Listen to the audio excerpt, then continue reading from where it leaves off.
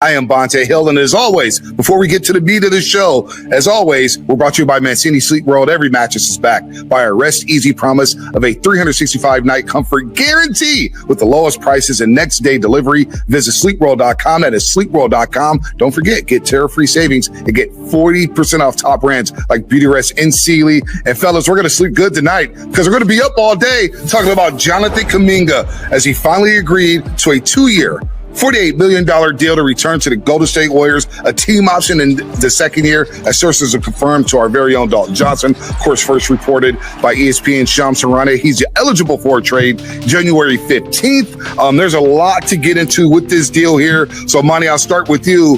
The Warriors and JK finally come to an agreement on the first day of training camp. You should be in tomorrow, and we could put this behind us. But why now? Why now? And why the 2-year, $48 million deal? Well, neither side really wanted to deal with the qualifying offer. You know, although Aaron Turner, JK's agent, you know, he put that thread out there a while back. But, I mean, come on, the qualifying offer less than $8 million. And they didn't want to do that. And the Warriors definitely didn't want to do it because it would lock them out of a contract slot that they could use to get a quality player. So the urgency was on both sides. But I think I don't think the Warriors ever believed that they would take the qualifying offer in the first place. I think they always felt like there's a way to get this, to avoid the qualifying offer, which was their priority. And for them to just bump up the money a little bit from the $45 million initially, that got it done. And I think if you're Kuminga, you know, it's like you're getting paid more money than you've ever had before right now. And you will have some, at worst, you will be an unrestricted free agent as soon as next summer. The Warriors can actually trade him before then. So, yeah, I think when you look at what happened here, I think the Warriors, I think they got the better of the deal in the long run. Dalton, get in here. Jonathan Kuminga also did turn down the 3-year, $75 million contract offer that the Warriors had on the table with a team option on the third-year deal because he believes that'll get him to his end goal of being a free agent sooner than later. He wanted to have that security and be able to kind of control his own destiny sooner than later instead of having to keep it in the Warriors' hands. So yeah, at the end of the day, it felt like enough is enough from both sides. Let's put business to the side, put pen to paper, and let's get to basketball sooner than later. Because at this point, guys, we have a preseason game on Sunday. It's go time. First training camp practice happened today. It's time for everyone to get together and make basketball the main priority. You know, that was a vibe for me that I sensed at Media Day, fellas, that, look, they understand the business. Everybody from Steph to Draymond to Jimmy, Paz, even Jonathan Kuminga. And what you just said there, Dalton, it is go time. And what you don't want to do is this has lingered all summer long. And I understand both sides of it. Warriors have him as a restricted free agent. They want, hey, we want to have this control and give you the team option. JK's like, hey, I want freedom because I don't know if there's a guarantee that I'm going to play the minutes that I want to play. So I understand the stalemate on both sides of this thing. But once you get the basketball and once you hit the court to get ready for a whole new season, with Steph here, who's a 4-time champ, Draymond's a 4-time champ, Jimmy's trying to get a ring, Pod's just trying to find his way in this league and make that third-year leap. Moses Moody saying, hey, I got confidence. I finally got some run last year. I want to play. We kind of owe it to the team to say, all right, I just got to do what I got to do to get on the court and help these guys, because that's the last thing you want in this league for any team in any sport, is you don't want to linger and be that guy that's not coming to training camp, and then everybody else has got to answer questions about you, and they're in that uncomfortable spot. So I'm glad that it got done here, because you're right, DJ. It is go time, but very interesting. Again, I want to harp on this, Monty. The team option designed for the contract to be ripped up and renegotiated next summer. I'm with you here that the Warriors kind of won the posturing here with the team option.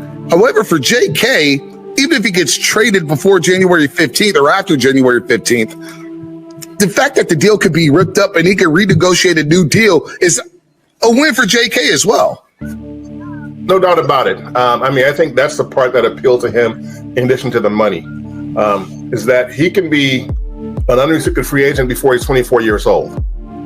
And so that's the control he wanted. He gets more money than he thought he was going to get, than he would have gotten with a qualifying offer, more money than the Warriors' initial offer. Now, once we see how the contract is actually structured, we'll see how much the Warriors have, how far they are under the second apron. in terms of future roster moves. But when you look at JK, what he got, I think there's enough for him to say, you know what, to be satisfied, be content with what happened. I mean, come on, 92 days of this. It's finally over. So if you're the Warriors, I think you say, you know, we made the most of a bad situation. The only downside for the Warriors to me is that they couldn't put their team together back in July. It's too late for that. That ship sailed. That's the only real downside. Other than that, yeah, they found more money, but they got money, you know, and it won't hurt them in terms of finances if it's structured properly, which I'm sure it will be. So, yeah, I think JK did okay, but I think the Warriors, you know, they won the deal, I think. DJ, was this about money? Or was it about the fact that he just wants a guaranteed role on his team, which is not guaranteed? Like, we know how Steve Kerr operates. He's trying to win games. We'll see different starting lineups every other day. You may get 15 minutes today. You may get 30 minutes tomorrow. You have no idea. It's all about the flow of how the game is going for this basketball team. And Steve Kerr kind of mentioned it's like he's not guaranteed to start. We know who the guaranteed starters are. It's Jimmy, it's Dre, and it's Steph. We don't even know if Pops is going to start at the 2 guard. So at the end of the day, was this all about money, or was it about a role that he wants in terms of, hey, I want to play 30 minutes a game? It was about money, it was about control, and it was about role. And now with this contract, you get the money where the qualifying offer would have been $7.9 million. And instead, this could really be mostly a 1-year, $22.5 million contract. If it gets ripped up, he goes to the unrestricted free agency, so he gets the money. The Warriors, they might feel like they have more control with the team option.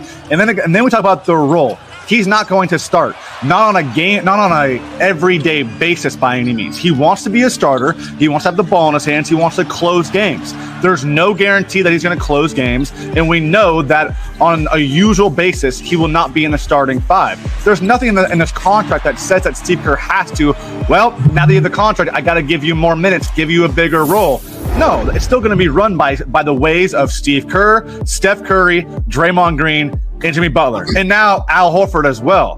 But I do believe that, ironically, after the 4 years of up and down, of the 3-month saga that finally came to an end, this is when the Warriors need the best version of Jonathan Kuminga most, at least for, maybe not for a full season, but at least to get to January 15th. Because you look at the ages of the Warriors, you look at the schedule that they're facing up to that first day that he can be traded, and a 23-year-old that can at the very least go out and get you 20 points, no matter what the style fit questions continue to be.